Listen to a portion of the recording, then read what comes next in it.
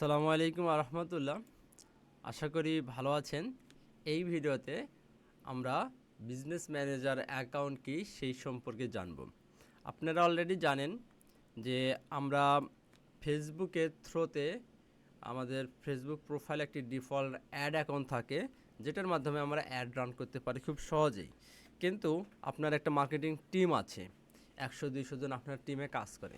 তাহলে সেই ক্ষেত্রে আপনি এই আপনার প্রোফাইলকে কিভাবে তাদের সাথে শেয়ার করবেন। তো ফেসবুক এই প্রবলেমের সলিউশনের জন্য তারা বিজনেস ম্যানেজার অ্যাকাউন্ট ক্রিয়েট করেছে, যেটা থ্রোতে আমরা কি করতে পারি, যেটা থ্রোতে একজনকে অ্যাক্সেস দিতে পারি। সাপোজ আপনি একজনকে হায়ার করেছেন, তাকে অ্যাক্সেস দিতে পারবেন। আপনি ওখানে অনেকগুলো পেজ অ্যাড করতে পারবেন, অনেকগুলো অ্যাড অ্যাকাউন্ট ক্রিয়েট করতে পারবেন।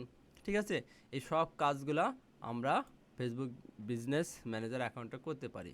আপনি যদি সার্চ করেন Facebook about meta business manager account, তাহলে এখানে খুব সহজেই দেখতে পাচ্ছেন যে মেটা বিজনেস ম্যানেজার হেল্প সাহায্য করে অ্যাডভার্টাইজারকে integrate marketing effort across business with external partner, বাইরের লোকের সাথে তা ইন্টিগ্রেশন করতে সাহায্য করে। ঠিক আছে, এখানে আপনি দেখতে পাচ্ছেন যে আপনার মার্কেটিং টিমকে আপনি অ্যাক্সেস দিতে পারবেন। আপনার যে অ্যাসেট রয়েছে সেগুলো আপনি মানে ম্যানেজ করতে পারবেন। ইউজ এ ভেন্ডর, আপনার ভেন্ডর ইউজ করতে পারবেন। ঠিক আছে, ব্যবহার করতে পারবেন। আপনি কন্ট্রোল করতে পারবেন কাকে কি অ্যাক্সেস দিবেন।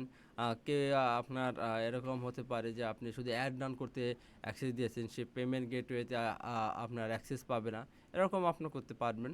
ঠিক আছে, এবং আপনার সমস্ত ইনফরমেশনগুলো আপনার সিকিউর করতে পারবেন বিজনেস ম্যানেজার অ্যাকাউন্টে।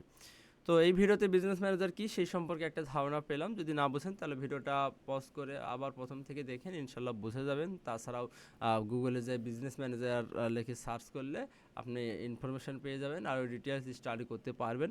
ঠিক আছে, তো আশা করা যায় যে আপনি বুঝতে পেরেছেন। এরপরের ভিডিওতে আমরা বিজনেস ম্যানেজার ক্রিয়েট করবো ইনশাল্লাহ। তো চলুন আমরা পরের ভিডিওতে যাওয়া পর্যন্ত অপেক্ষা করতে থাকি। পরের ভিডিও দেখবেন সেই প্রত্যাশায় এই ভিডিওটি এই পর্যন্ত শেষ করতেছি। আসসালামু আলাইকুম রহমতুল্লাহ।